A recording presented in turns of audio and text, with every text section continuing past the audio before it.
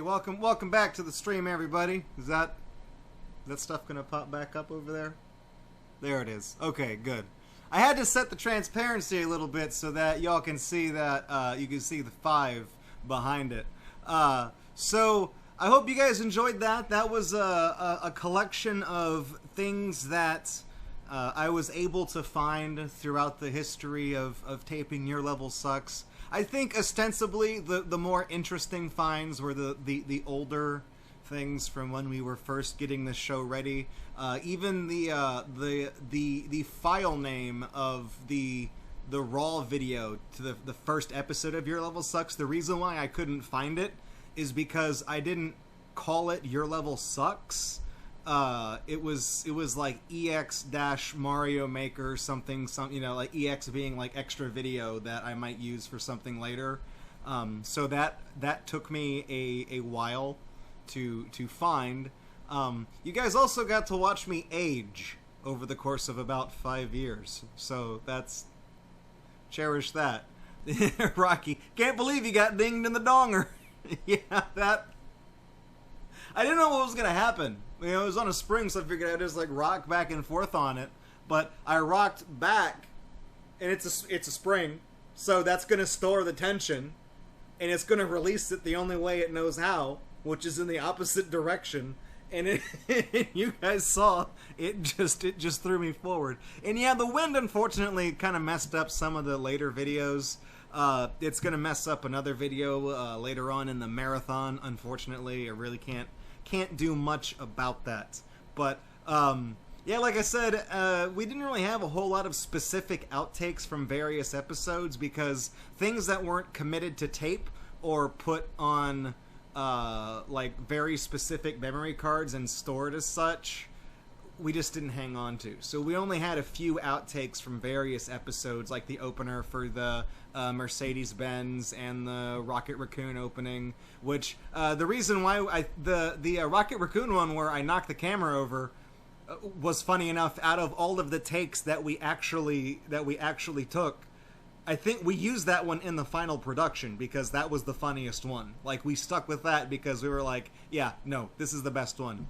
And then there was the the black block next to the doll in the cemetery video. That was us just censoring like the readable names on the headstones, mostly out of just privacy and courtesy to the deceased. Some of them you can see like the last names on some of them, but not like, you know, first and last and the full date of, you know, date of birth, date of death, and things like that. We did that out of respect mostly. We wanted to show off the creepy doll, but not necessarily the headstones next to it. So we just did that. And the Your Level Sucks number 0, the playlist starter that was never posted because I couldn't really find the footage to use for that. And then since I had just that thing, I didn't have the artwork scanned, so there was a note there about not having any artwork and things like that. But I did have that anime autoplay level. I did have that as part of the video, but I didn't have the artwork ready. I also kind of come off as a real cock in the beginning of that video too. So that's the reason why like that didn't get used either. I edited it. And you could see that there was something wrong with some of them because the R word kind of like half of it kind of slipped in there. Didn't mean to broadcast that on Twitch. Just because what happened is that the audio track of that recording somehow was corrupted. So I could basically render the same video twice and not make any changes to it, and the audio track will have different keyframes on it in each one, and things will either be adjusted or messed up before cuts. So I really didn't have any control over that, save for cutting out like entire portions of it. I could always re-record it 5 years later. I could. I have gone back to the first episode of Your Level Sucks, and I left a pinned comment there talking about how, you know, it blossomed into its own community and a worthwhile show, but these early episodes really don't reflect my character, both personally and the one that I'm trying to portray. But one thing that you guys were pointing out is that there was that video where I was like sitting in the chair and just kind of, you know, like just doing like the hair flip thing and just trying to look ready.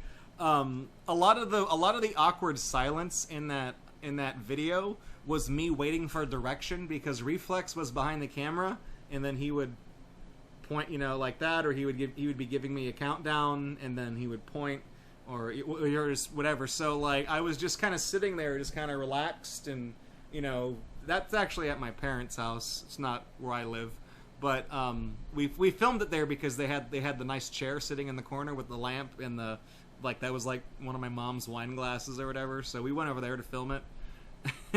So all of those really weird, awkward silences was just me like just waiting for direction, and so I thought they were funny.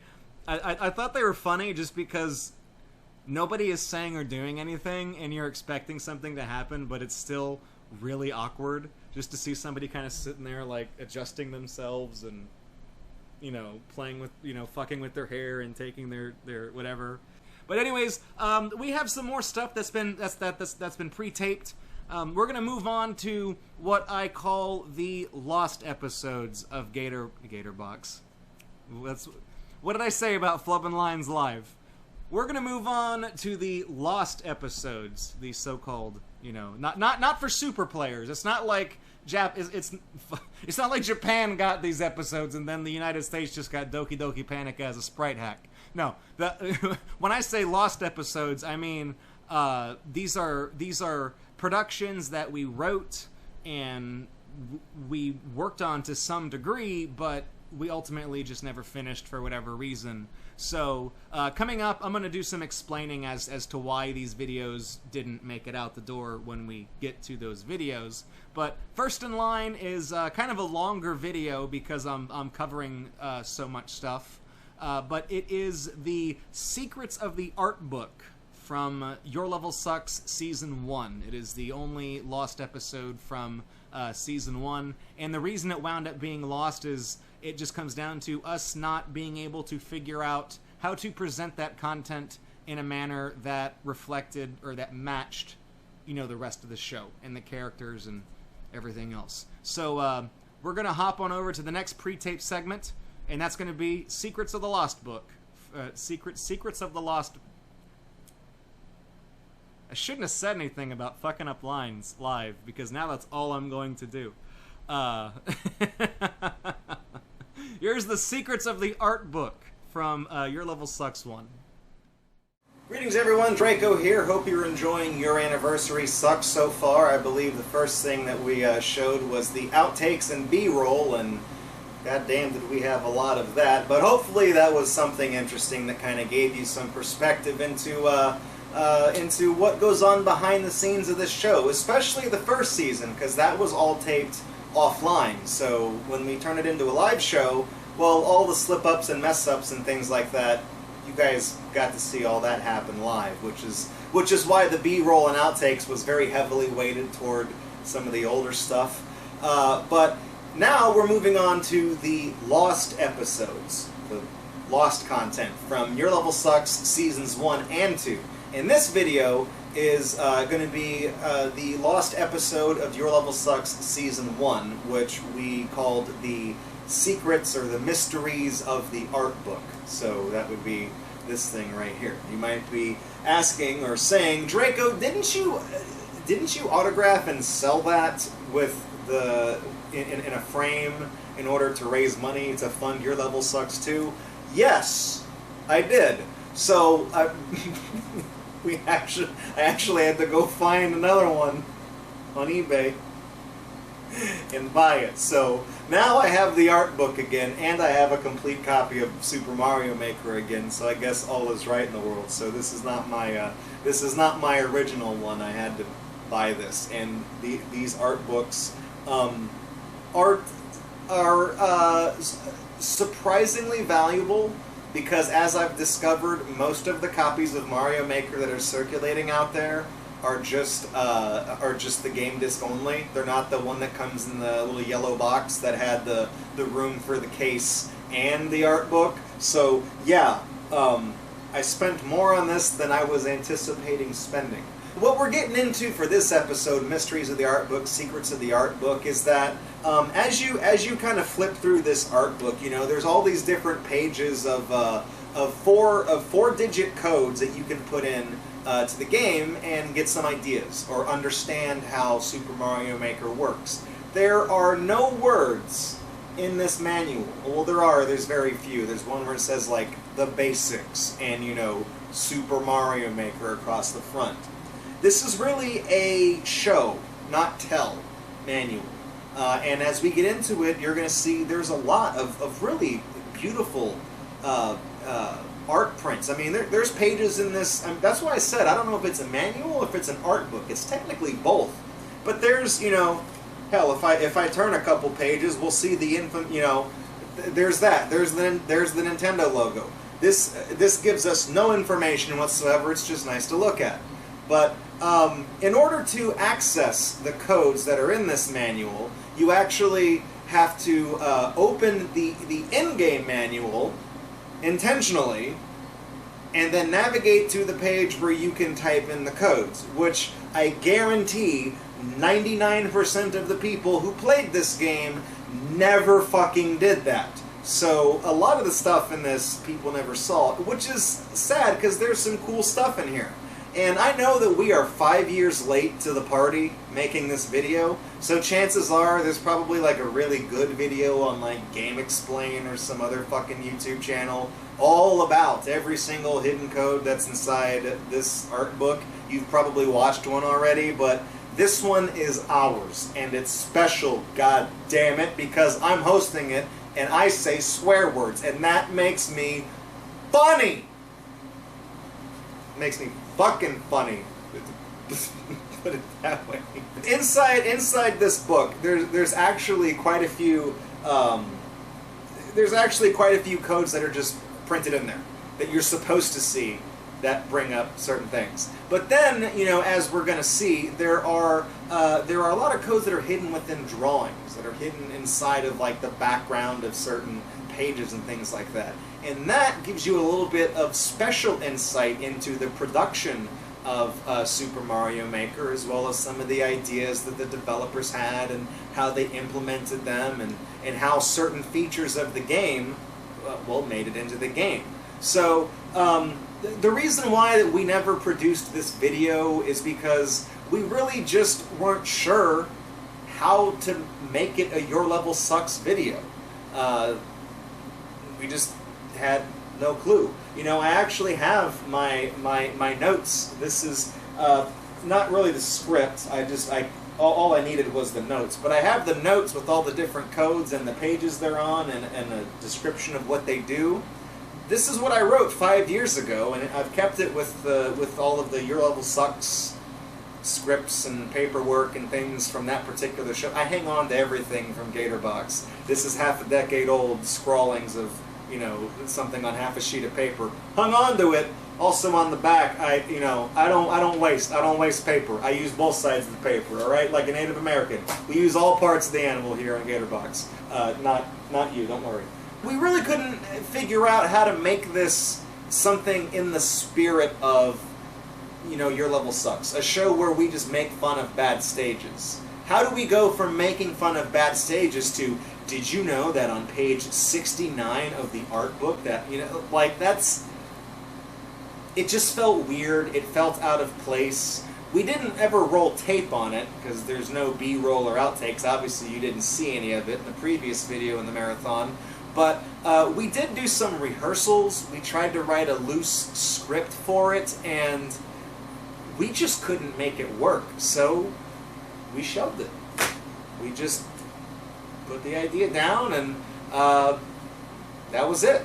And moved on with the rest of Your Level Sucks 1 until it was no longer feasible to produce it, and then Hurricane Harvey cut my home in half, and then we were like, all right, we're done. Now today, the 13th of September, is the 5-year anniversary of the first episode of Your Level Sucks. Of course, September 11th, this past Friday, was the 5-year anniversary of the release of Super Mario Maker 2, and the 19th anniversary of something I was told I should never forget, but I can't actually remember what it is right now.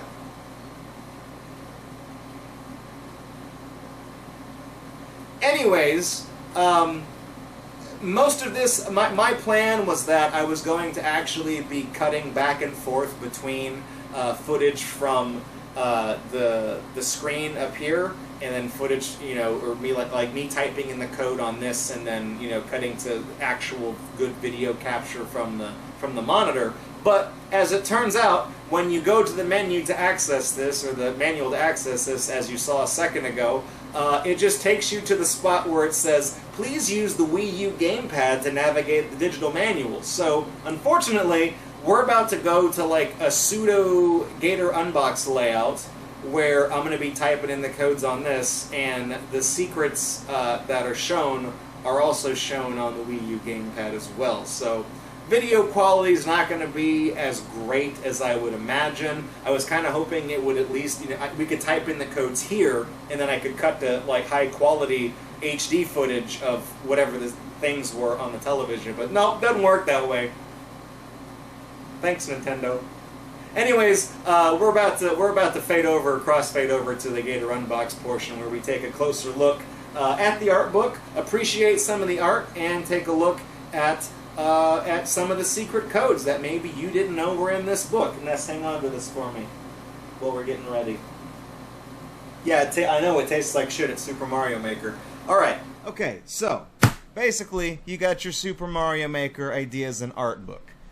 It's a fantastic piece of literature. There's not very many words in it, but they do a fantastic job, if you've ever flipped through it, basically describing the mechanics of the game with pictograms as well as examples. So really, this is still technically a manual because, well, for example, if you flip it open, there are a lot of pages like this one where it says, you know, course designing the basics, and then they give you ideas here that have a little code next to them. And so you can see, for example, this Super Mario World idea has the little idea code 4102. So if you're looking at that screenshot, you want to know what that P-switch is about.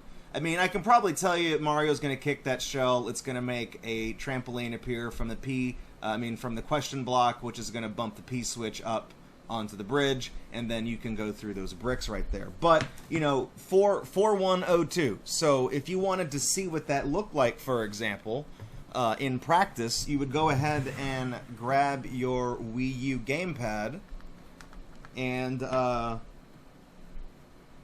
to your manual. Oh.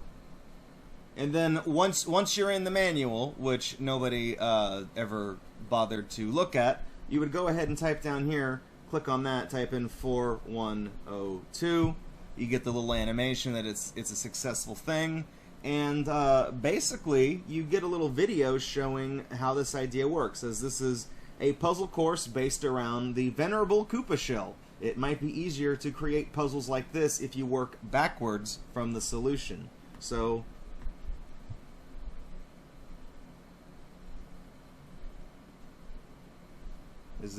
do I have the audio off? Oh, I do. There we go.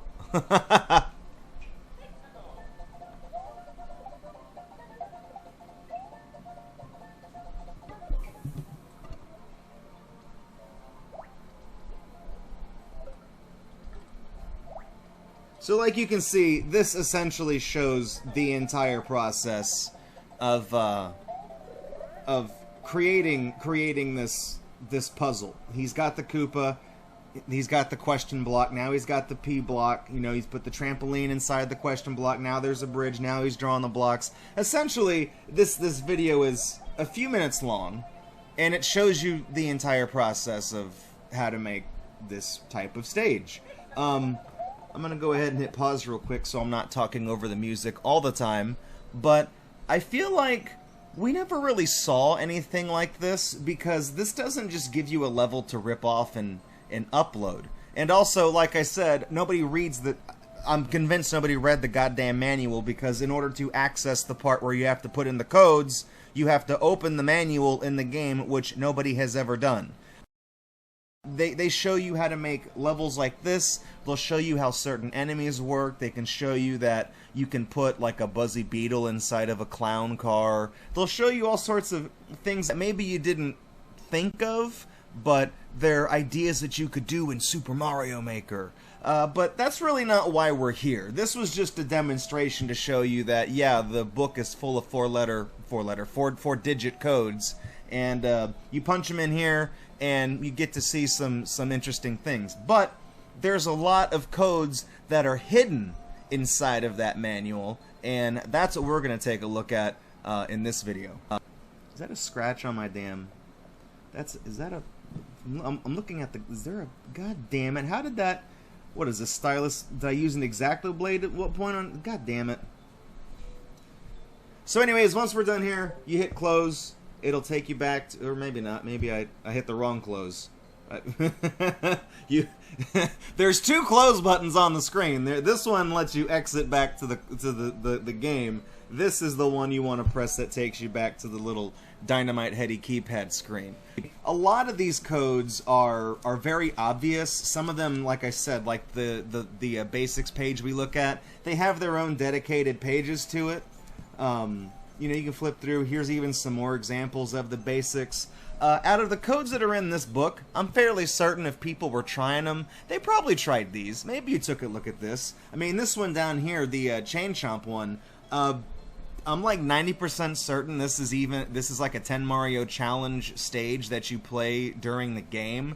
So there's all these codes that are just printed here that you're meant to type in on the little thing over there. But there's actually several codes that are hidden within this manual. There's several 4-digit codes that you're only gonna see if you're paying attention. So to kick things off, if you go all the way back to page 2 of the manual, and you look at this you can see down here in the corner.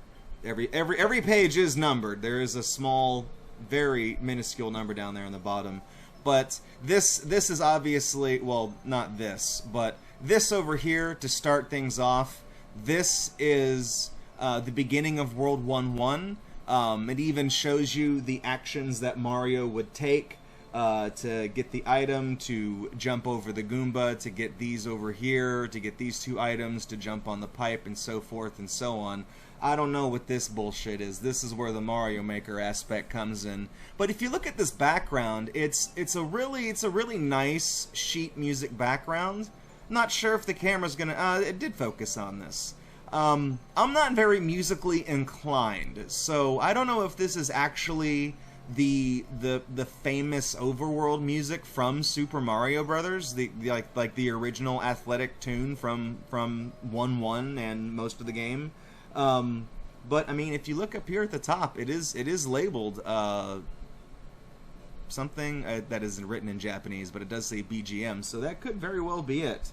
Now, this sheet music is signed in the upper right by Mr. Koji Kondo himself, but if you look down beside my thumb, there's a number written there, 0913. Now, that's a 4-digit number, just like if we were to flip back over to the basics, just like all of these. So, if you were to go ahead and get your trusty Wii U gamepad out. By the way, we're using the Wii U gamepad for this because this doesn't output to the television for some stupid fucking reason. It just tells you to use the Wii U gamepad to navigate the menu. I should point that out. So that's the reason why this is such a low quality piece of shit. But if you were to go back onto this screen and type in 0913, oh wait, whoops, I missed one. 0913, that's a valid code. And it opens up a secret here. This is a video of Koji Kondo, the composer for the original Super Mario Bros. On the NES. It makes me incredibly happy to think that people have now been enjoying the music from the Super Mario series for 30 years. Better make that 35, bub. This performance is a token of my gratitude. So if you check this out,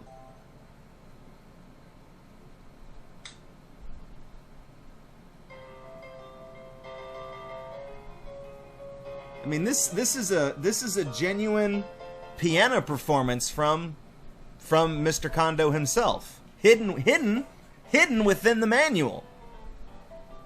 I mean, hidden in two ways.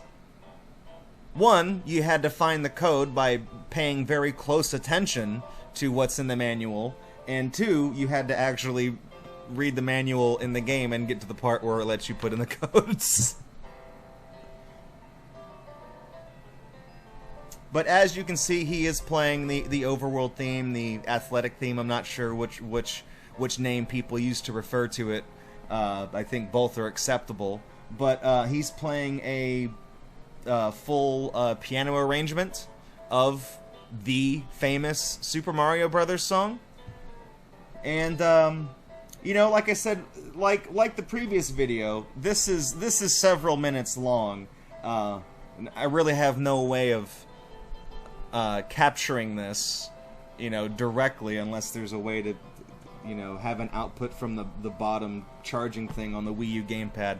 I don't know, but you know, I'm not gonna play the full thing, because we're mostly here to take a look at the secret codes and see what they lead to. So if you want to hear the rest of Koji Kondo's piano performance, somebody with better equipment than me may have ripped it and put it on YouTube by now. Or if you've got a copy of Super Mario Maker hanging around, you can try these codes yourself and, you know, see what they do. Close. So right off the bat, they got you looking for secret codes up here in the top right corner of page 2. And this is the manual's way of letting you know that there's more to this than just, you know, flipping through and looking at pretty artwork of the Nintendo logo that people copied and made into levels. I do want to say real quick, as I'm flipping through these pages real quick, that this art book is very unique. It's an interesting hybridization of assets from the actual game. Then there's a couple little birdies doodled up here, almost like they were just kind of sketched in. Then you have the hand graphic from the game with kind of a dot matrix, almost posterized effect applied to it. It's hard to tell from far away. Well, that's the reason why that effect works. But it's basically a little pointillism effect, and if you got really close, you'd see that it's actually a bunch of little dots. It's a very, very low DPI print, but it looks, I mean, it has... This whole game just exuded style. And I know I bashed on it, but we never really got to appreciate just how beautiful that this game was actually presented. So you flip through, there's more of this. There's samples of levels and different things from each of the Mario games. There's a little clue right here that the Fly Swatter game does appear here. If you're paying attention, there's no number associated with this, but there's the Fly Swatter game from Mario Paint. And we're on page 17, 18, 19. Here's Mario getting pawed to death by a giant cat. We'll get back to that in a second. So, you know, they put in all these really, really neat pages.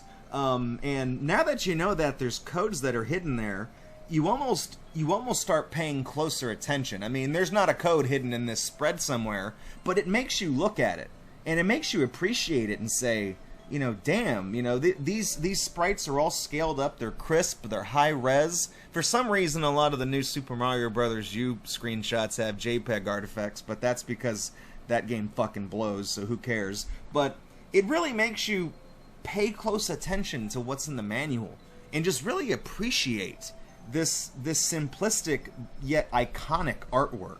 So there's nothing hidden for about 24 pages until we get to page 23. So this is all about jumps. Y'all like jumps? What about yumps? Because we don't have those in... Actually, technically, you know what? I'm going to count that one-frame P-switch trick. I'm going to count that as a yump. Okay? In my book, that's a yump. But this page is all about jumps. So this is an idea page telling you about different ways that Mario can scale a really tall building. And if you look down here, the solutions are Well, put a trampoline down there, you dumbass. You could put a flying Koopa Paratroopa, which for some reason only ever flew vertically. You could never get them to fly horizontally, which was a pain in the ass. You could put a Thwomp with a regular Koopa Troopa on top of it.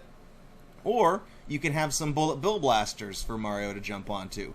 I noticed that the platform was drawn a little strangely here. They took out the wall and made it so that he just, bounces off the bullets. Now, you might be wondering, where's the hidden code inside of this? Well, the hidden code is actually kind of staring right at you. You may have noticed that this 4-digit code is actually 01-1.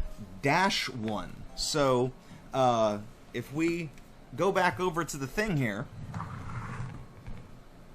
and if we just type in 01-1, it's a valid code. We're gonna get a brief little video showing essentially what we were just looking at in the manual. There's the impassable wall of death. They're gonna open the menu. They're gonna put a trampoline down. They're gonna show you the 4 steps. So I'll let this play out for demonstration purposes. There you go. Congratulations, Mario. So you're wondering, what's the secret?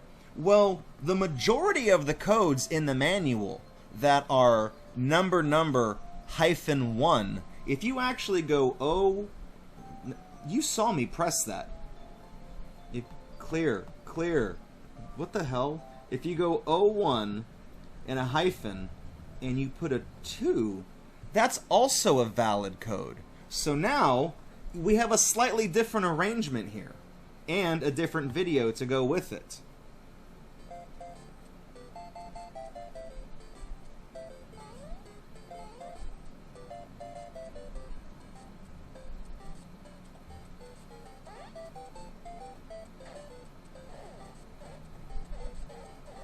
So this is a whole thing where it's almost like an automatic stage where Mario rides along, activates a P-switch. There's no player input right here. Just bouncing around, and then boom, a vine. So this is a way more advanced version of all the 4 solutions we just saw in the manual. And that's the end of that video. So when you're looking through the manual, pay close attention to those regular codes staring you right in the face that are suffixed with -1, because whatever it is they're showing you, there's a cooler or there's a more elaborate or there's a off the fucking wall solution that you could also do if you increase that to a 2. I'm pretty sure though that it only works for 2. I'm pretty sure if we type in 01-3, you see that's not a valid code. It only works if you flip that 1 to a 2. Same thing where if we type in 01, that's also not, it's not like a binary thing, because the 01 thing over there, that'll eventually be, there'll be like 42, 35, 78. There'll be other 2-digit numbers that are the prefix there. So if we get back to the manual, that's Yumps for you. A lot of different things you can apply wings to. This is in a roundabout way introducing that. Yeah, I mean you could put wings on. Actually, the Koopa Paratroopa. That's the one thing people associate with putting wings on. But in this game, fucking put them on everything, man. Just do whatever you want. Like it's you fucking make it if you think you're so goddamn smart. That's essentially what a lot of this manual is subtly telling you. There's no paragraph of text here saying, hey, did you know you could put the wings on other things? No, it just shows you a picture of a Goomba with wings, and it's like, you can do that if you want to. It's really interesting how they explain so much using only pictures, and yet people still fuck this up. There's not even any goddamn words to read. So we're gonna keep flipping on. This is, of course, shout-outs to Mario doing the lanky panky. Flipping through course design, here's some ideas on coins. This face right here, if that kind of looks a little bit foreboding and creepy. If you're wondering where the idea for Donald Trump's Money Jamboree, that old stage I made, if you're wondering where I got the idea, here you go, ladies and gentlemen. Just type in 4008 right there into the thing. and make a little face with that you can blow up. This is my nightmare come to life. This is that baby sound, and a page of only that baby sound. I don't know why they would do something so awful like that. But if we keep flipping through, yeah, see, here's the new Super Mario Brothers U pages, and if I try to focus in on like Magic Koopa, you can see he's not very crisp compared to the rest. There's a lot of like there's a lot of fuzziness to these pictures, but then if we go straight over onto the next page, you know, this is solid. The sprite artwork. I guess it just goes to show you that sometimes you can't you can't beat the classics. But anyways, this is Nintendo's rendition of Mom and Dad from the cartoon Cow and Chicken. Over here on page 35, there are not any secret codes here that I want to point out. At least there's none that I'm aware of. There are some 4-digit codes here that you can type in and see these things in action. I just wanna focus on this real quick though. These are actually either very high resolution scans or they are recreations of the manual examples from the original Super Mario Brothers NES game, and that blew me away because, you know, this is something that was printed at the time 30 years ago, now 35. But these old manual scans showed you if you kick this shell down here with all these bricks, it'll bounce around and then clear a path for you. But then for Super Mario Maker, they took this exact example and they made a little video about it. And I thought that was so cool that they took something from the past and then they revitalized it with a little video to kind of modernize it so you can watch this example from the original manual. I mean, that's stupid. It's not a hidden code. I mean, it's in the grand scheme of things, it's just a simple, quick little thing. But to me, having grown up with this original game, I remember these pictures, and then typing in that code and just seeing it in action. I mean, it's not in black and white, of course. It's in color. It's drawn in like the castle stage or something, I think. But just being able to see that in action, I'm like, man, that's cool. We have another big ass hand here stretching across the page, about to boop the blooper. This is the page that really shows off the JPEG juiciness of yeah, look at that. Ain't that something? Around the middle of the manual, there's a 2-page spread of the 4 themes in the game that are basically, you know, the same items and the same level sample, how those would appear in every theme. So if you wanted to know just at a glance what this game has to offer, I feel like this, like artwork like this is almost like that Andy Warhol thing where he took that picture of Marilyn Monroe and changed the coloration of it, and he was like, "That's art." And then everybody with half a brain said, "That's not art, that's bogus." This though, this is taking what Andy Warhol did, and this is Shigeru himself saying, "Hey, Warhol, you can take that Crystal Pepsi display and set it up inside your Crystal Pepsi ass, all right?" Here's Long Goomba is long. Is that meme still fucking relevant? I don't know. But, and then, again, right here, there's another 4-digit code to kind of show you how all this works, but there's no words on this. This is just telling you, here's how all of these enemies behave using only arrows. The Koopa Paratroopa, he flies up and down. These 2 guys will go, you see this is a loop.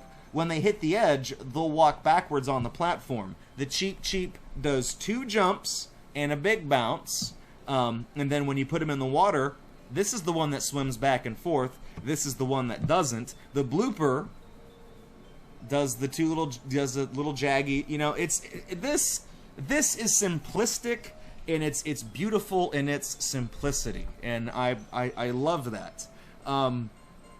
it's like, you know, like I said, we didn't really tape this episode because it didn't fit in with the theme of the show. We're usually making fun of levels. It's not me just like jerking off over a fucking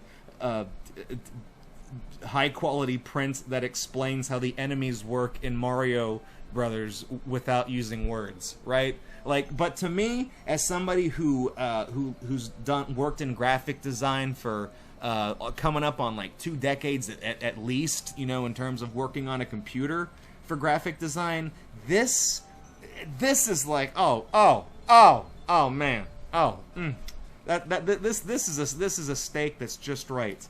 But you know, we have a couple more pages of how these enemies behave. We have the name of the game where a lot of people made a lot of mistakes, and you notice we haven't really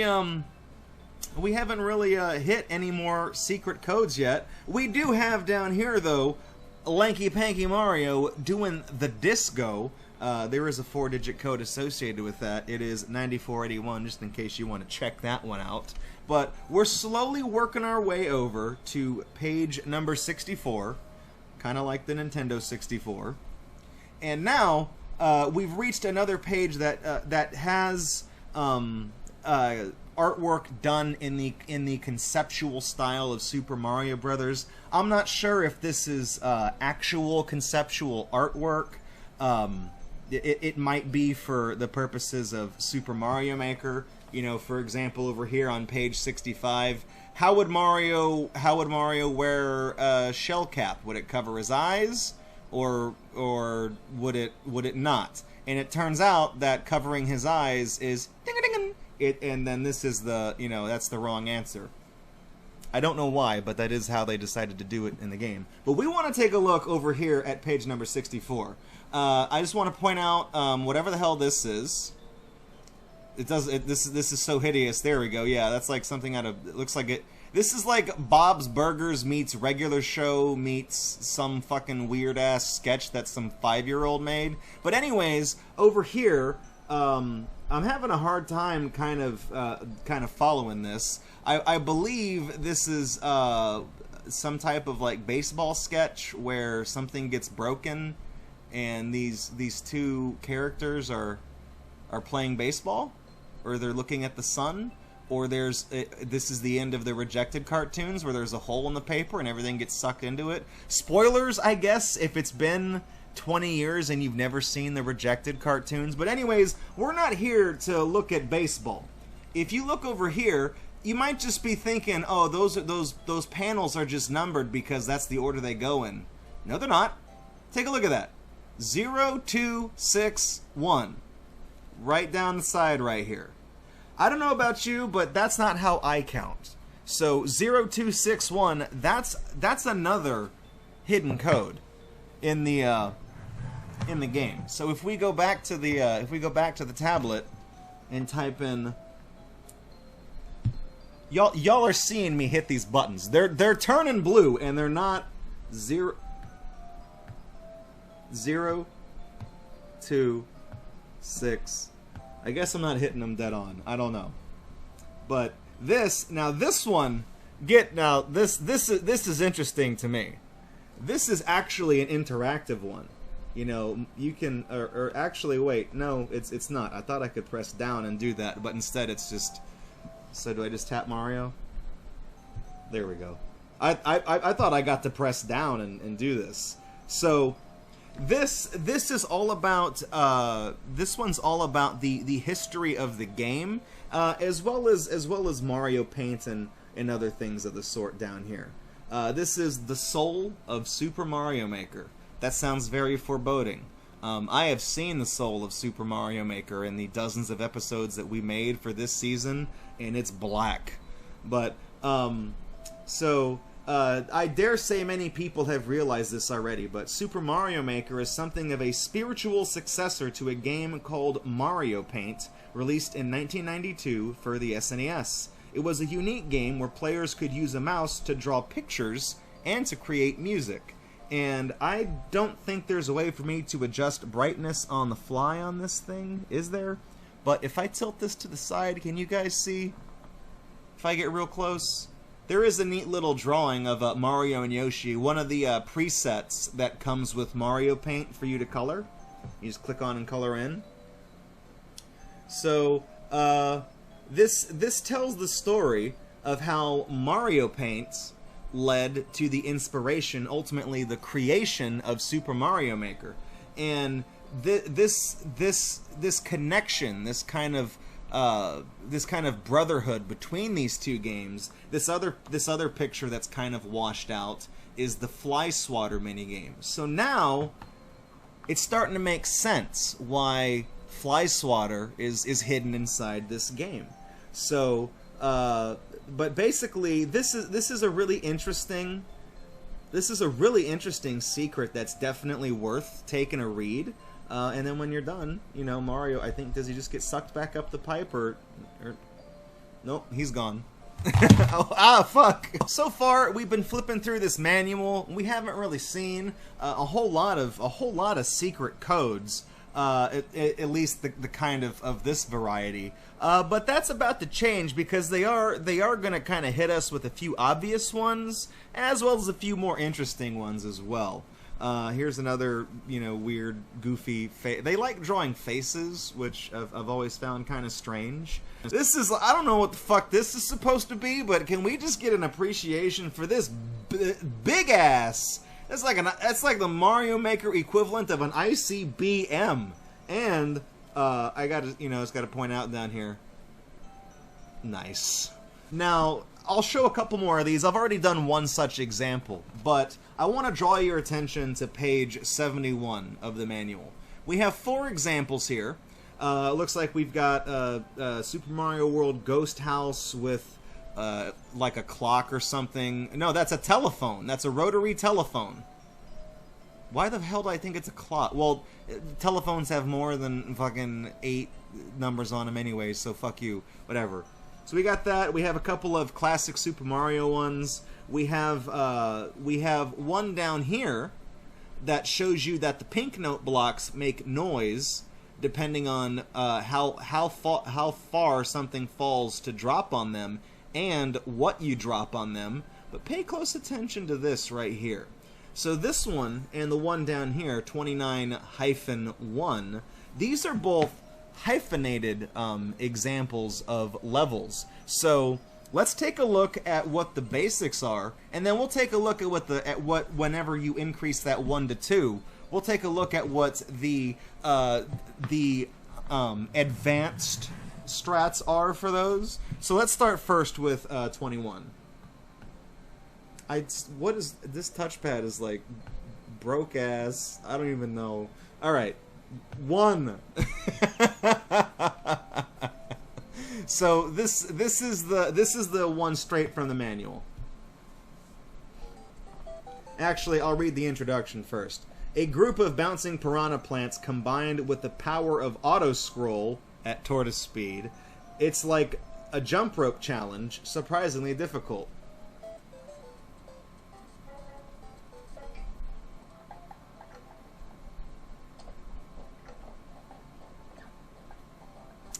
Shoutouts to everybody who's played that fire jump rope game in Mario Party.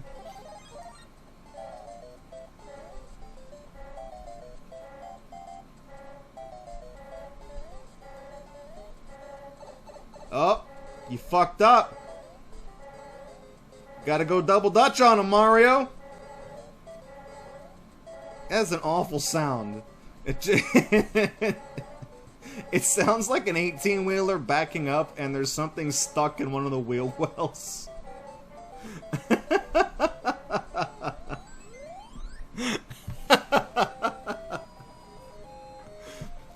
You know what? This is proof positive nobody ever looked at these fucking codes, because we never... I'm pretty sure in the history of taping Your Level Sucks 1, and even Your Level Sucks 2, nobody remembered any of this. So now they're adding a bunch of wacky sound effects. This is the... Alright, I'm gonna head out. And we put in 21-2. Let's give him the old Emerald Lagasse and let's kick it up a notch. This time we've upgraded the Bouncing Piranha Plants auto-scroll to hair speed. It looks almost like 2 jump ropes swinging together. So they just made it fast. Wait, is that hair speed? Oh, okay, I was about to say no, they haven't changed it yet. I'm like, that's not hair speed. Why not go full bore? Why not go for cheetah? I mean, if you're gonna do it, just do it right. They've also adjusted the bouncing pattern.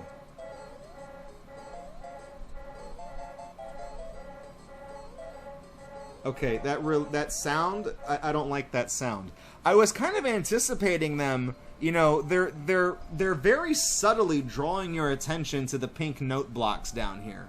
And I was thinking maybe that they were going to make the jump rope more challenging by making it play kind of a little, a very short, very small arpeggio or something like that, so that the notes would escalate, and then you'd be like, oh, because you get a little clue of that, because when they do this over here, this one does sound different than the ones down here, but it's very hard to notice because it's just one block higher. But if you were to do a couple of them that were escalating, people would notice. So that one's not as impressive. The other one over here though, 29-1. This one, god damn it. Stop. Just work. Touch screens. Fuck you. Fuck you! We were wondering if there was any way to hit P-switches without using Mario, and sure enough, we found one. Falling Bill Blasters. I keep calling them just Bullet Bills. Bill Blasters. Since the P-switches run on a timer, we set up a layer of coins beneath the blocks so the Bill Blasters will fall nicely away once their job was done. So this is the vanilla -1 version.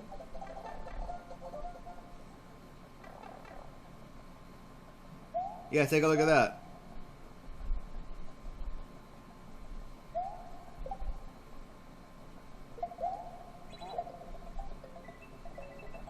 So the turtle shell activated this spinny block, bounced back, hit the POW block to kill the turtle shell, dropped down the stacks of Bill Blasters that fired coins everywhere, and then if you look down here, as soon as the P-switch expires, well then the Bill Blasters fall out of the screen and your little bonus round is over. I don't know how you would kick that up a notch, but let's see if we type in 29-2. I'm not gonna try all of the -1s, just a few, because again, these are ones that people didn't really see. Whoops, hang on. When we were making the course for code 29-1, we started wondering just how tall a Bill Blaster we could actually make. So naturally, we tested it out. To help show off how long they really are, giggity, we used a castle course where the lava would slow their fall. We figured such tall Bill Blasters would need to be stored in a room with a high ceiling, so we added a Koopa clown car to let the players see just how tall the room was on their way out.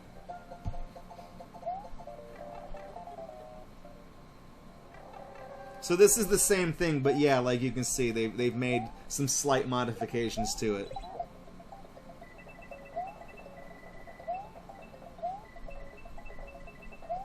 Also, some of them are shooting out winged coins.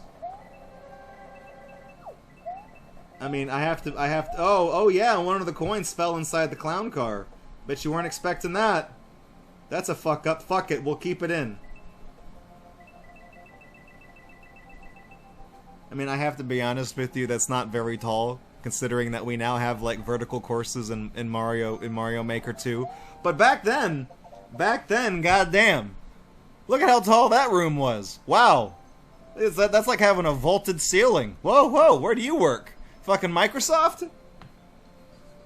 So, okay. So, that's a couple more examples of hyphenation. I really don't think I have any more of those to focus on. Although there are some more codes that are in this book that do have hyphenated numbers, so you guys are more than welcome to give those a spin, or, you know, like I said, if somebody else on YouTube has meticulously covered and ripped every single one of these, you could probably find that as well. But if we turn the page right away, right here on number 72, we've got some drawings on here of of some of the characters.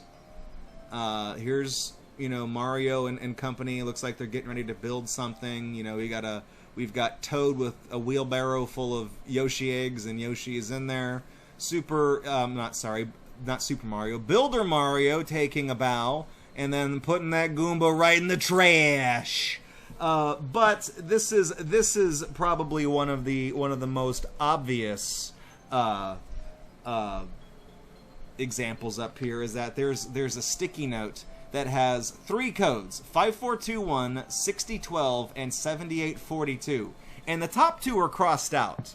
So the reason why those are marked out is because these 3 codes are going to show you the evolution of how you design a course. So if we start with the first one, which is 5421,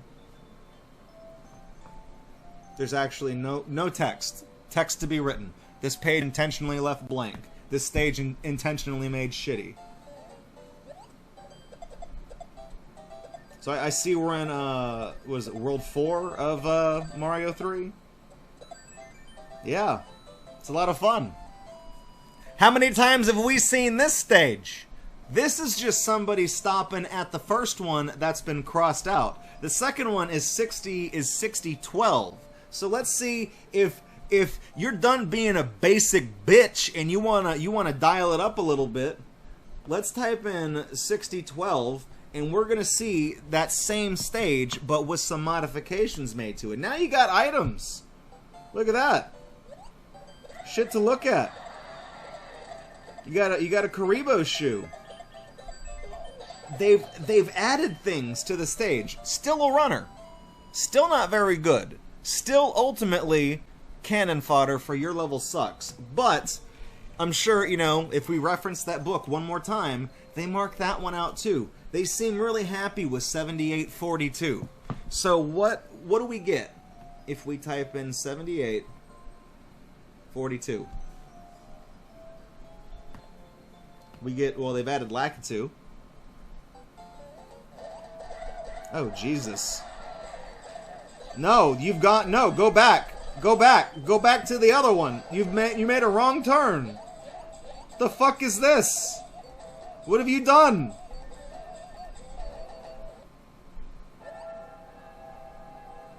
Good God.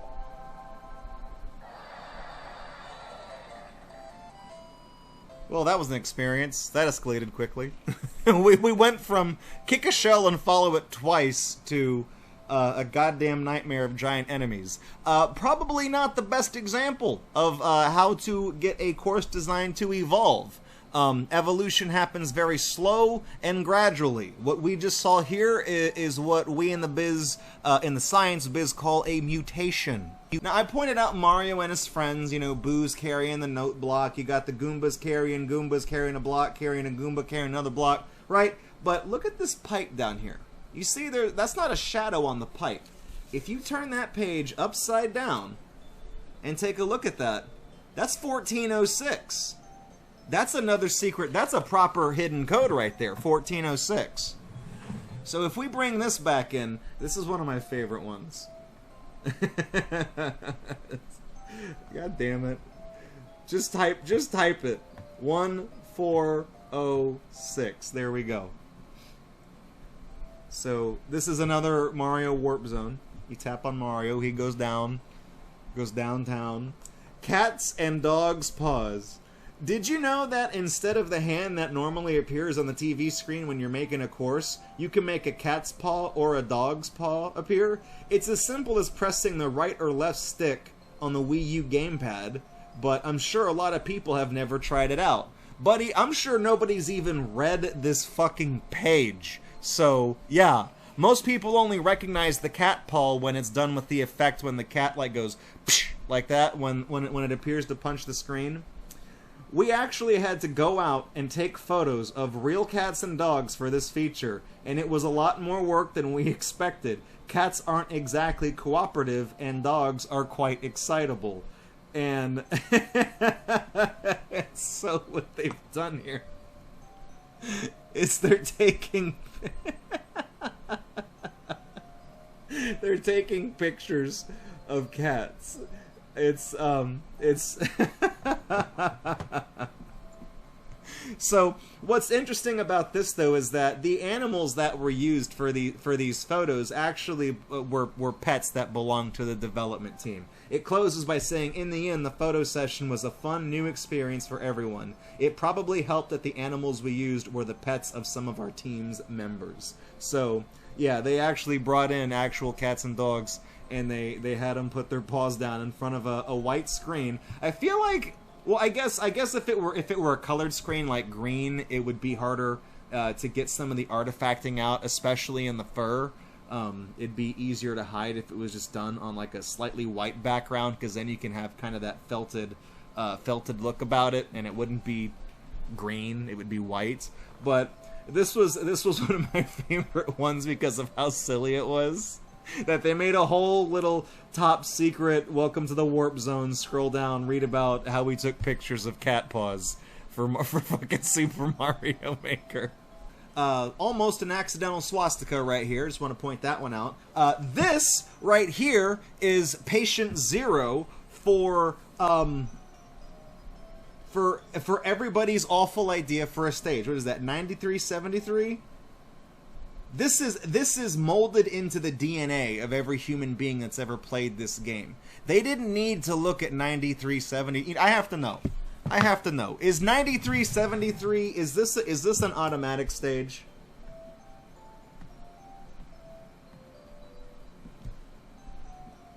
This course came from a simple idea. What would happen if we filled the screen with tracks? Bad idea. Don't do it. Bad idea. Look at this. This right here. What we're looking at? Oh no, this isn't automatic. No, Mario has to jump I was about to be talking shit saying, "Hey, guys, this is patient 0. This is the fucking Typhoid Mary of automatic stages." But no. This is a stage that has the appearance of an automatic level. It has the nastiness and annoying qualities of a stage filled with tracks, but there's a challenge there. It's full of enemies. There's the flamethrower, the burner, I think is what they're called in game. This is a stage that I probably would not enjoy playing, but I mean, even the designers got hit, and they really fucked that up. What are you doing? What are you? What is there? Oh, they rode the track all the way to the end. See, if this was me, let me pause real quick. Pause. I would have jumped off right here. In fact, probably even right over here. I would have skipped everything else. I would fuck that. We have another page full of sketches here. This is, if you've ever wondered how those flags get set on every level, well, there's a team of Goombas holding up a ladder, and then there's a Koopa Troopa. He is wearing a helmet. He is being safe about it, and he's raising that flag at the end of the stage to declare this is the kingdom of Bowser, you assholes, quit lowering our flags. And then Mario just jumps up on that flagpole, and he just slides all the way down and takes the flag with him. You know, there's a rope and pulley system you could also use. In fact, don't tell me y'all motherfuckers don't know about rope, because right here y'all are pulling plump with the rope. Now, this is a goofy little page right here of 4 Koopa Troopas. Well, here's Thwomp. He's being pulled by 4 Koopa Troopas, and he's not cooperating. I'm going to hold this on the screen just for a few seconds so you can look really closely at these turtles. Look at the backs of their shells. This ain't no Ninja Turtle here. There's no Mikey. There's no Donatello. But look at the centers of the backs of their shells. 2958. So that's another secret code, 2958. Hidden in one of the drawings there. So we type in 2, 9, 5, and 8. Oh, a warp zone. Look at that. Another one of these. I can read you something. The path to sound effects. Well, we're gonna go straight back up. No. So, the sound effects feature started out when we were wondering if we could work some kind of sound-based mode into the game, like the music-making feature in Mario Paint. In the end, it turned into a set of fun toys that can be used to liven up a course in all kinds of unusual ways. Our own staff are sometimes surprised at the possibilities. I guess they're living in an echo chamber where they don't play their own game and see the shit that people make. See, the fun part about this feature is that most of these sounds seem to have nothing to do with the game, so it's amusing to think of ways they can actually fit into courses. Buddy, you shot yourself in the foot. That's the problem, is that they have nothing to do with the game, so whenever you're running around you hear, oh, like, it's like, fuck, shut up!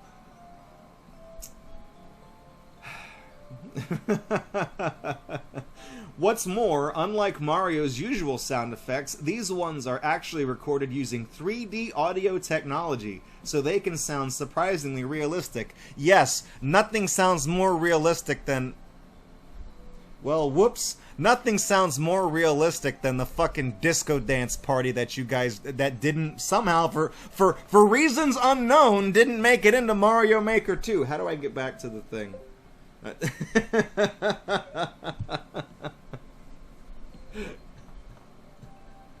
Where? No. Go back. This. That's what I want. This. Coming up are a few codes that are basically really blatant. They're not, it's kind of like a few pages back where it showed the evolution of how to design a course. So as we flip through here, I don't know if these are the actual, like, I'm not entirely sure. Because this is the Super Mario Brothers course flashback chapter of the book. But if we zoom in on this, now I know a lot of games were done on grid paper. A lot of graphics were drawn in this manner.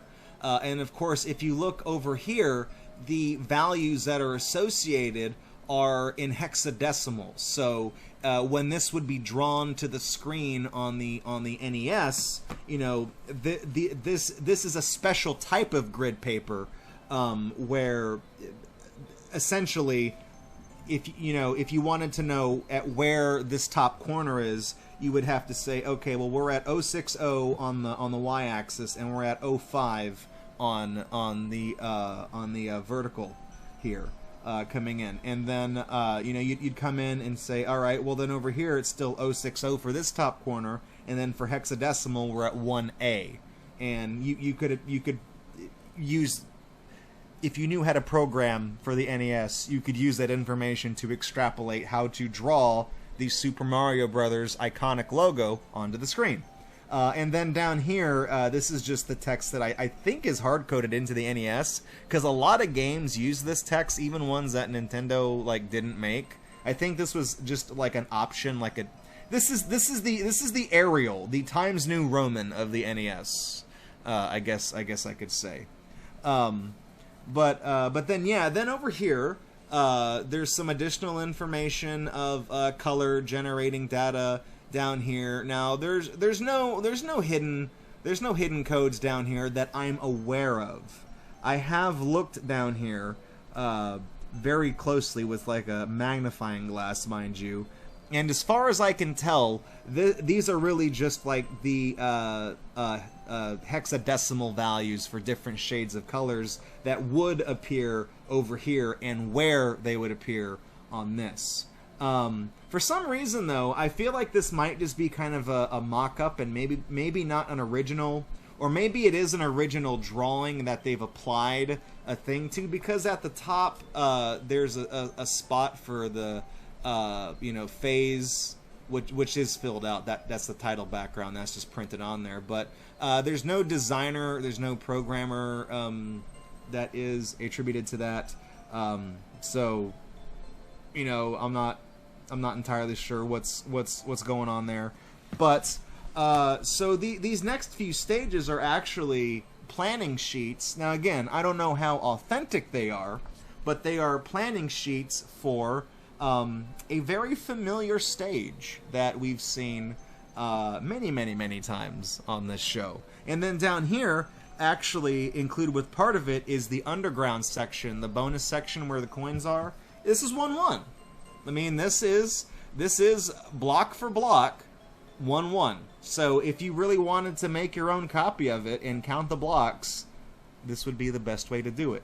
And if you look, I can't read Japanese, so I really don't know what any of these things say, but here's a mushroom, and there's an arrow pointing to this saying put one here. There's an area circled here for the hidden one-up, of course. So there's a lot of notation here. Again, I'm not sure how authentic it is, because I know that a lot of the things in this manual are mock-ups. But down here in the bottom right is a 4-digit code 8641. And if we type this in, it's not just going to bring up World 1-1. 8641. So, in these videos, we've started with classic courses as a base, but added new Super Mario Maker twist to them. This course is based on 1-1 from the original Super Mario Brothers, but were those enemies always so large?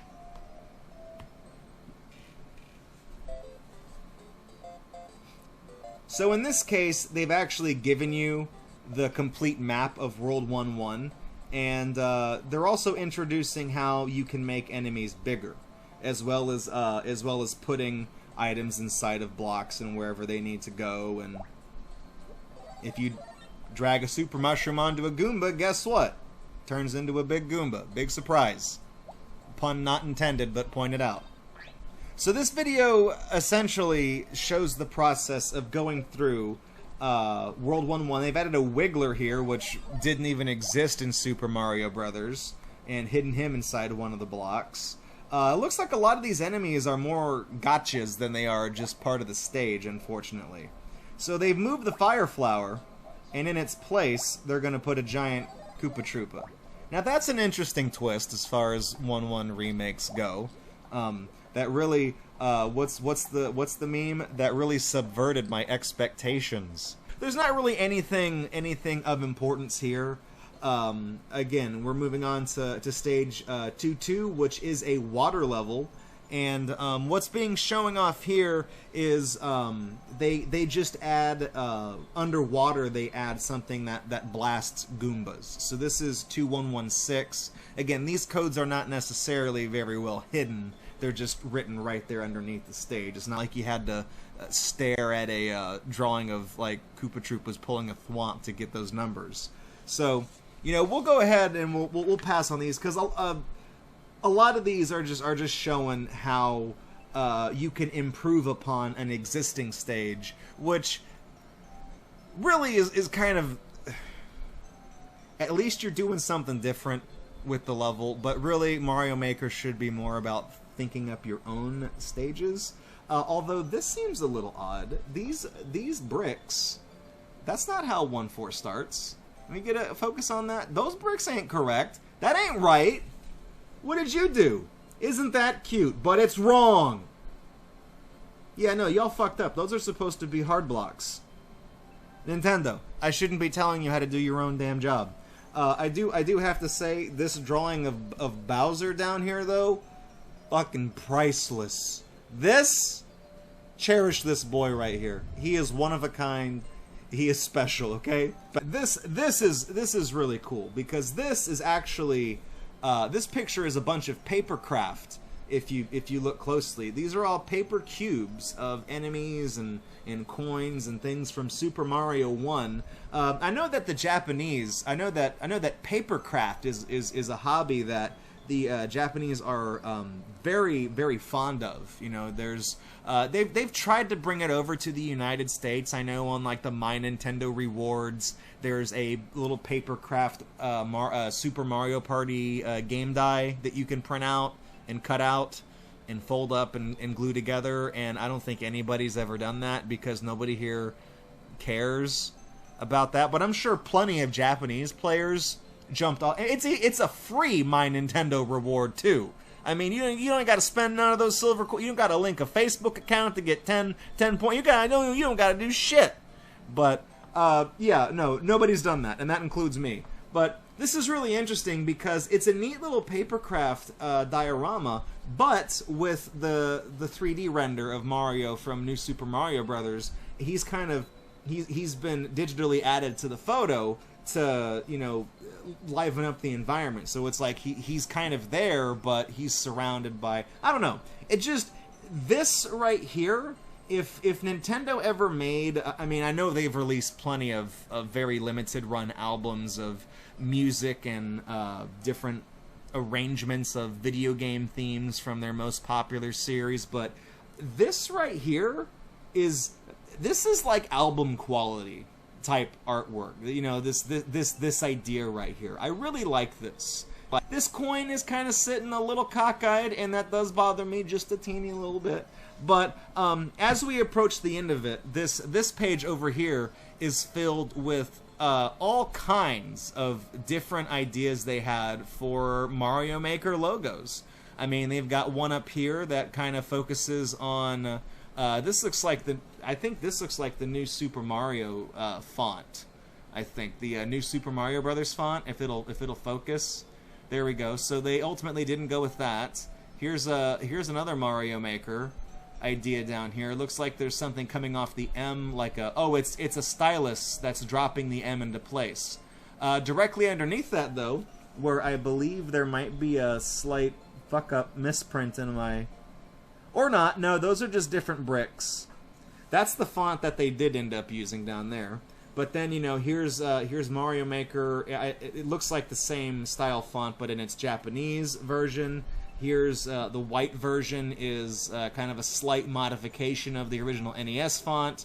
There's a big stencil font down here, and then there's your static, fucking, you know, designer clothing brand logo where somebody pays $2 million to a design house just so that they can adjust the fucking letter spacing to 4 points and then put 2 spaces between the words and be like, thank you, that'll be $2 million.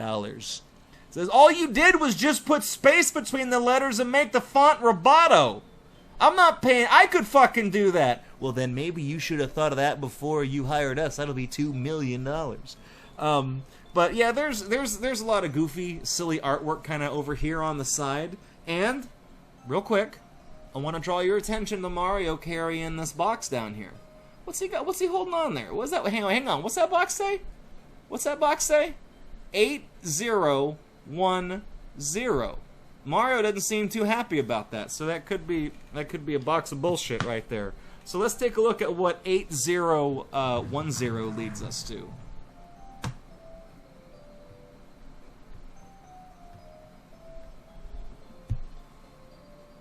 Oh, another warp zone. I like these little doodles they got on the side. The path to Costume Mario. Okay, so this is the story of the greatest thing that was ever in Mario Maker that did not make the jump to Mario Maker 2. This feature actually started out when one of our staff members who was working on the packaging and other artwork designs suddenly came to us and said, I made some pixel art of the amiibo characters. Do you think we can use them for anything? And as you can see right here, they picked the Wii Fit Trainer, one of the rarest amiibos, and then there's her translation into a sprite. And I'll focus on that because it's kind of drowned out a little bit. She looks like a character from Kid Icarus.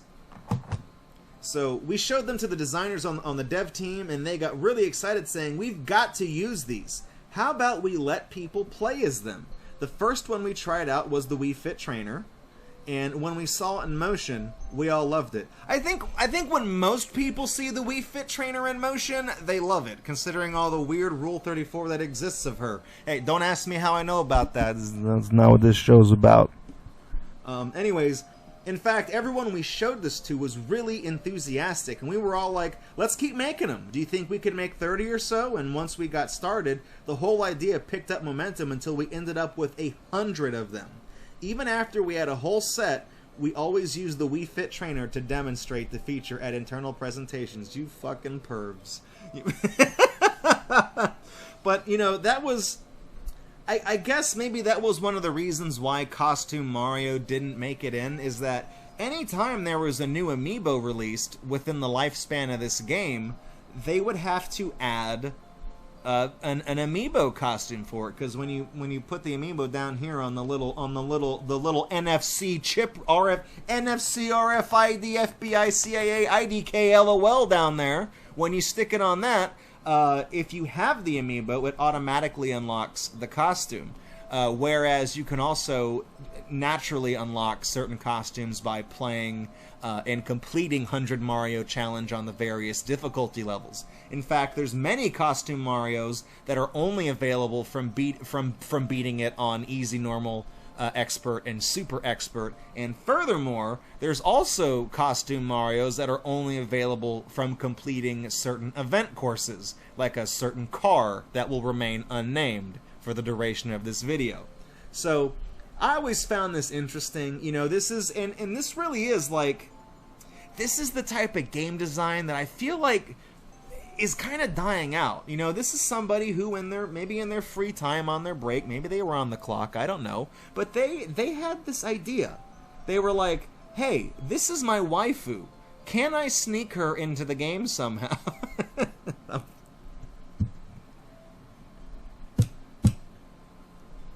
I remember the first time I went to a JCPenney's and I saw the lifeless mannequin wearing a fucking sundress. I was like, oh my god, we gotta have her in a game. She's gonna be the star of Wii Fit. You know, there's a movie about that called Mannequin, and it has probably my favorite. What sucks is that like the primary single from the movie is "Nothing's Gonna Stop Us Now" from Starship, and that is my favorite song by Starship. So it's just amusing that it came from. This all links together. This all everything is connected. This is cool. Let your developers, give them some time to kind of explore the game and think about interesting things that could have been added. This game was almost released with no Costume Mario here, and that would have been weird because Costume Mario, all things considered, even though you can design your own stages and everything like that, Costume Mario was one of the defining traits of Super Mario Maker. And it made it in because one guy on the dev team wanted to fuck the Wii Fit trainer. Like, inspiration comes in the strangest of ways. There's quite a bit going on here. There's a lot of drawings here. If we look over here on page 95, there's some more panels, kind of like the little baseball thing that we saw earlier. This appears to show, actually, if we look closely, this is the beginning of 100 Mario Challenge. Princess Peach is picked up by a couple of Goombas and whisked away, and Mario goes about his business. Down here, we have the piranha plant that shoots fireballs. And there are some numbers here, 45 degrees, 22.5 degrees, but not 0. He doesn't shoot straight ahead, he only shoots at angles. I'm not sure if the famed Sakurai angle is represented here. It's not, that's like 172 or something. Yeah, I know about that, fuck off. Anyways, different chain chomps, and you could put them on a wall, and all, you know, there's Karibo Shoe. So, you know, you're looking around, this is the type of page where you start to study it, because you're looking at this page and you know there's going to be something hidden here. You just know it. So you're looking at, you know, baby Bowser, Bowser Jr. jumping around. He moves in a space of 10 units. He can jump 2, he can jump 5. You know, that's not, 10, 2, 5. That didn't, as far as as far as I know, 10, 2, 5 didn't work. I don't have it written down, but I wouldn't. Yeah, see, that's not a code. See, like I said, I pored over this looking, like years ago. I pored over this, and I think I found every single code in the thing that was obvious. So then you're going down here, and this is the clown car, and it shows how it kind of gets bigger, depending on the enemies you put in there. You put Mario, you put a Goomba in there, it's only going to be 2 units wide down here, it says at the bottom. But you put a big Goomba down there, well, suddenly it's going to be 3 units wide. If you put a big Thwomp in there, it's 4 units wide. Hang on, that says 2234. That's a 4-digit code. So now, if we go back to our little vault here and type in 2234, it turns out, yes, that is a code that you can do, and it's another warp zone. So this is programmer talk. This is just two people involved on the dev team that I guess would like to remain anonymous. They've designed faces using parts from Super Mario Maker. Programmer A says they're asking us to tell some anecdotes from the programming side of development. Programmer B says, we could talk about the sheer number of combinations, you know, how Mario can transform, then put on a shell for a helmet, then jump in a shoe with wings on it, then ride in the Koopa Clown car all at the same time. Programmer A says, you mean how difficult it was to program all these power-ups so they could fit together in any combination? Or how many checks needed to be run once they were all working to make sure they were all displayed properly and didn't cause any issues when bumping into things? Programmer B says, yeah, that's right. The player might think, of course you can do stuff like that. But I realize now how much effort it took to make all those things possible. So there's a few other little stories, some banter between these two programmers. I think these two guys are just kind of stand-ins for just, you know, generically talking about the challenges that the entire programming team faced while making Super Mario Maker. And, you know, being straight up here, did the thought ever cross your mind that if you're Super Mario with a helmet, with a shoe that has wings on the shoe, and you get in a clown car, did you ever notice that they didn't fuck up the layer priority with the sprites? Everything works. Everything looks nice. So there was a ton of work and testing and QA that went into that to make sure that something as ridiculous as having Mario, when Mario's got the boot, or in this case a dry bone shell for Mario Maker 2, when he's got something on the bottom and a helmet, we call that the Mighty Beans approach, because he's sealed from both sides and then he just tumbles down the stairs, you know. But so when you got the Mighty Beans approach going on with the added wings, which aren't really necessary, but add an extra layer of complexity to it, all these things together, they all gotta work whenever you jump in the clown car. The game might misread sprites. The wings could appear someplace else. Maybe the wings would appear through the clown car. Maybe the helmet would cause the game to crash. I'm sure these are all things that these guys ran into. So that's just one story. So there's there's a couple more here that all talk about just what this dev team had to go through to make this, so that people could just disregard that and never think about it, and then just haha, Mario and clown car go brrr, and that's really what it boils down to. Last page. We're at the very last one, I promise. We got one last picture of Mario on the final page, and up here at the top it says copyright 2015 Nintendo. 2015 is not a code. And then down here we have a little sketch of Mario and a signature from Miyamoto himself. And then, quite obviously, we have a code that he's written here, 1309. So we can go ahead and punch in that last code that is in the manual. Is that September 13th? Wait, September 13th. That's today. So this is a video from Miyamoto. He says, I'm happy. No, actually, it's not. We got bamboozled. I'm happy you found these hidden pages. Oh, no, never mind. And then there's two messages here. I'm Takashi Tezuka, the producer of Super Mario Maker. I've been creating games in the Super Mario series for many years now, and I don't think there's a Mario game out there that has freedom in gameplay quite like this one. Maybe a little too much freedom. We made just a little too much freedom. We made this new Mario game with the hope that everyone playing it would enjoy it. I'm Shigeru Miyamoto. Please enjoy creating and playing together with your whole family. And then right here we have a little art sketch video. I think this is I can't read this, but I want to say there's one of each of both Takashi Tezuka and Miyamoto. I recognize that. That's the Yoshi fruit.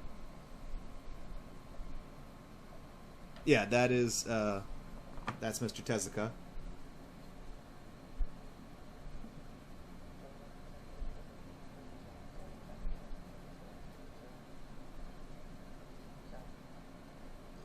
Not gonna say I recognize the man by his hands, but considering he introduced himself for... Man, Miyamoto, don't press so hard with that pen. I can hear it creaking on the paper. Good God. You hear that? It's like a wobbly table. Can somebody get him a new pen?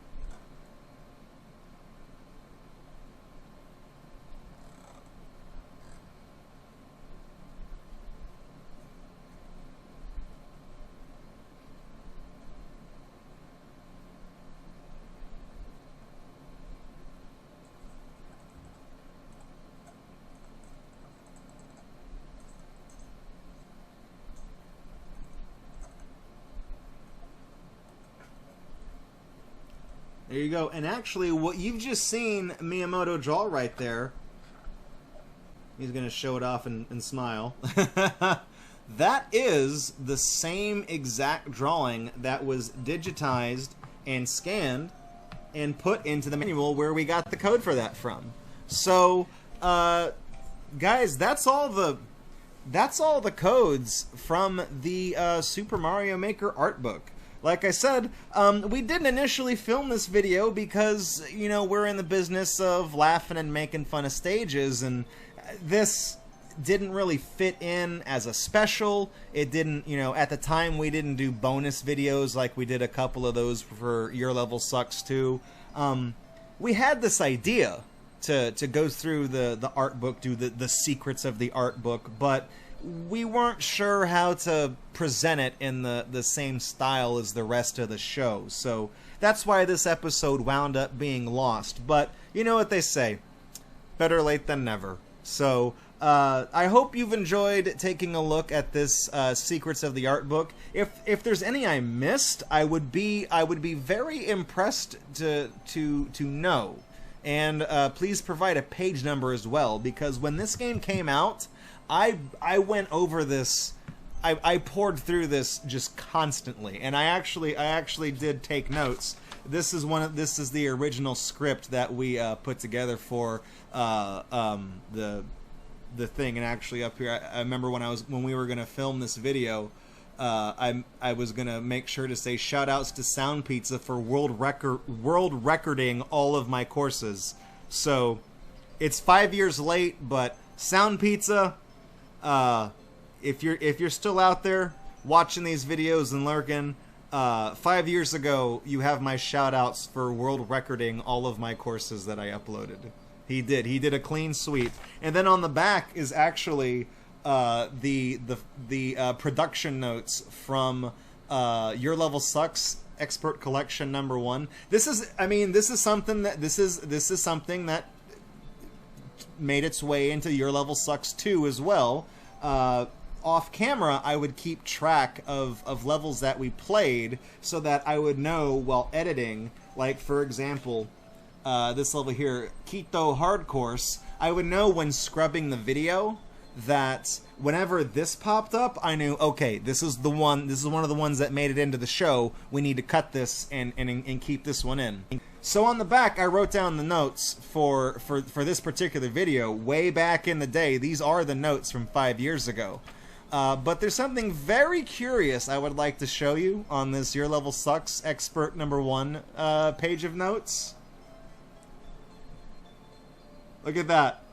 I spelled it wrong. I wrote down Bogder Trod, but this is where Bogder Todd originated, right here on this piece of paper, and it just so happens it's written on the back of my not necessarily my script, but my reference notes for all of the different manual codes. Well, there you have it, everybody. Those are the hidden codes, as well as some of the other codes that we took a look at inside this art book.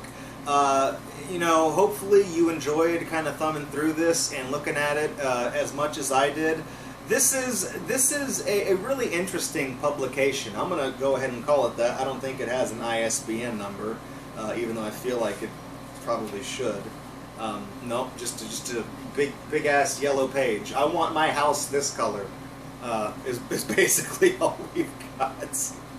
But I hope you've enjoyed taking this look at something that could have been 5 years ago. I feel like 5 years ago, I don't think I was refined enough as a performer with like Your Level Sucks, because, you know, like I said, a lot of the humor back then, I was a really eager on the trigger finger, and there's a lot of jokes and things I've cracked that I don't like and I don't stand by today. You know, dropping the R word and, you know, kind of being a little more personally vicious toward level creators instead of just the levels themselves. And there were a lot of growing pains while we made Your Level Sucks. I mean, literally, you know, print to ship. There was like 2 days turnaround time. Game came out on the 11th. First episode was up on the 13th. That's like a day and a half.